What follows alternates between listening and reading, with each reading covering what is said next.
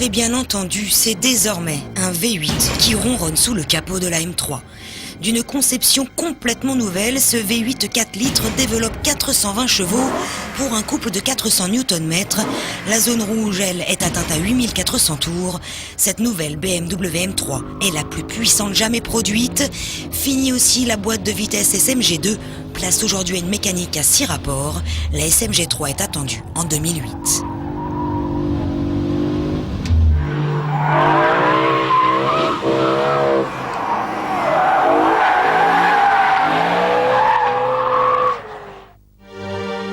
Fidèle à sa réputation, Motorsport a sublimé le coupé série 3. Seules les portières, le capot de coffre, les vitres optiques et feux sont communs au coupé.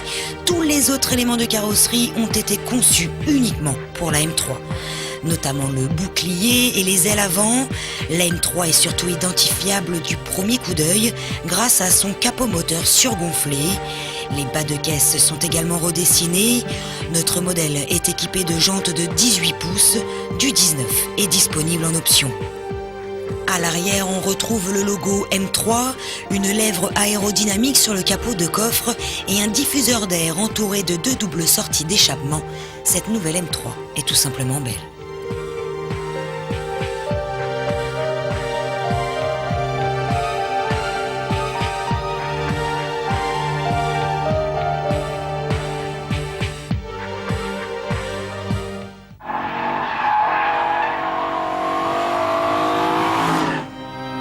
L'habitacle sportif, mais pas trop, on retrouve les fameuses couleurs M sur le volant et le levier de vitesse.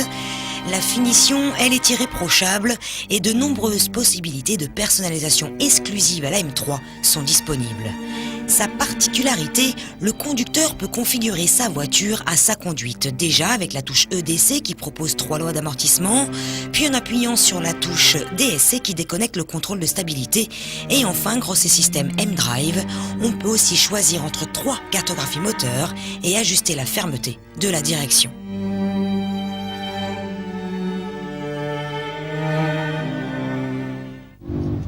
Face à un tel engin, on s'est dit que l'on verrait bien ce que cela donne entre les mains d'un pilote.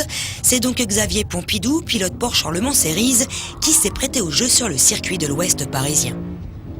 Si j'avais besoin de moi de faire des modifs sur une voiture comme ça pour rouler sur un circuit, je donnerais un train avant un petit peu plus incisif sur la fin des freinages, parce qu'on a une petite pointe de sous-virage, l'avant qui va aller un peu tout droit, qui oblige à baisser plus la vitesse que ce que le châssis pourrait peut-être faire avec un réglage différent. Alors c'est très sécurisant pour monsieur tout le monde, c'est un peu moins efficace sur un circuit et je ferai en sorte qu'elles soient encore un petit peu plus rigides au niveau des suspensions. On se retrouve très souvent avec les roues arrière qui patinent parce que il y a beaucoup de mouvements à l'arrière, ce qui fait que la roue arrière intérieure est délestée et on commence à perdre le grip. Puis il y a tellement de chevaux qu'il n'en faut pas grand chose, il faut un petit millimètre de trop sur l'accélérateur pour que ça commence. Mais ce qui est super agréable aussi, c'est qu'on peut enlever toutes les aides, ce qui devient de plus en plus rare. Et ça, c'est un vrai véhicule de sport. On ne devrait pas avoir toutes ces aides parce qu'au moins, quand on l'amène sur un circuit, on peut se faire plaisir et apprendre. Elle n'a donc que très peu de défauts. Le moteur est extraordinaire, linéaire, c'est vrai mais efficace. En revanche, son poids, 1655 kg, en fait la M3 la plus lourde jamais produite et ça se sent aussi. Et enfin, l'éternel problème des BM, le freinage qui s'évanouit au bout de quelques tours de piste. On a beau les laisser refroidir, on est dans l'ABS trop tôt et la course de pédale s'allonge. Malgré tout ça, cette BMW M3 nous a séduits. Sincèrement, on a adoré.